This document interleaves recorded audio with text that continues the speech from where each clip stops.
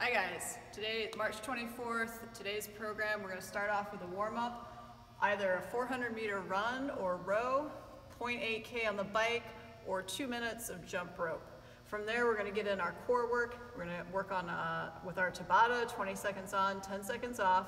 It's going to be 8 rounds total. You're doing 2 rounds of these 4 movements. So we're going to go over these next. On the walking planks, what you're going to do is set up in a nice plank position. Have the feet a little bit wider. You're going to go down to the right elbow, right arm, left arm. Then we're going to switch and go to the opposite side. Left elbow, left arm, right arm. And you'll just keep going back and forth doing your walking planks for the 20 seconds. The next one's going to be our hollow hold. So for this, we're going to get set up in our balled up position, feet together, toes pointed. Arms are going to be straight overhead. You're going to extend those legs. And you're just going to hold here.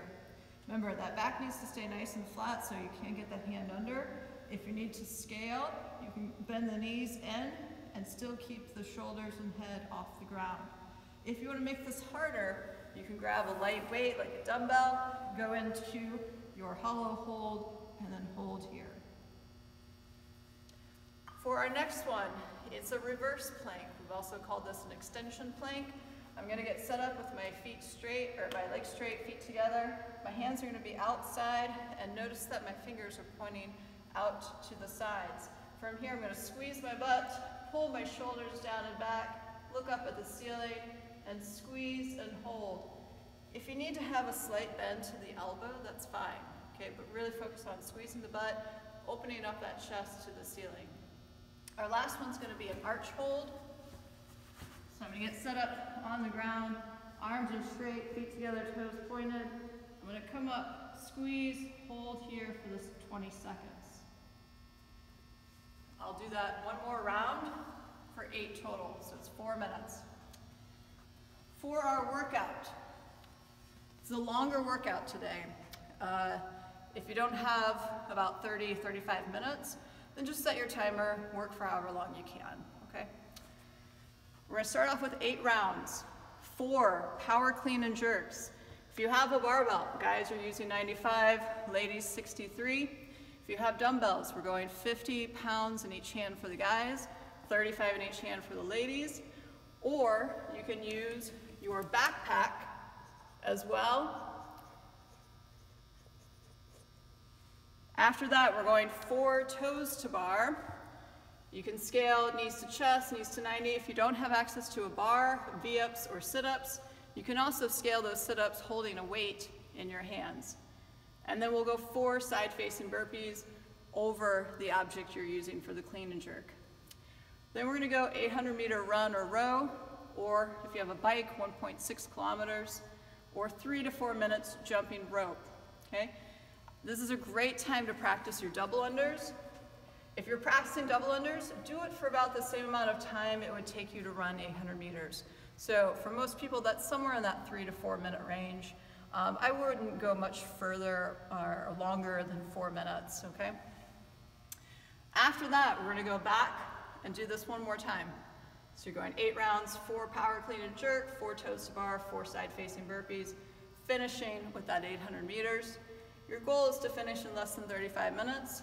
And try to keep each round to about a minute to a minute and 30. So if it's taking you 30 seconds, then probably need to add some weight, maybe increase the reps. If it's taking longer than a minute and a half, dial down the weight, maybe even modify some of the other movements so you can get through them faster. I did this yesterday, my time was 32:52.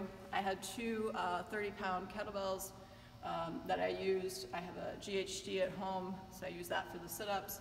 And then a treadmill for my run with a little bit of an incline. So for these movements, on the power clean and jerk, if you've got 2 dumbbells at home, I recommend keeping the dumbbells between the feet. All right, sometimes people like to keep them on the outside, and I'll show you what that looks like. I prefer to keep them inside here. One head's gonna touch from each dumbbell. I'm gonna come up into my clean and then jerk overhead. I'll come back down, touch, clean, jerk. If you want to go outside the feet, that's fine too. Okay? If you have your backpack, same idea. You're going to get set here. You're going to clean, jerk.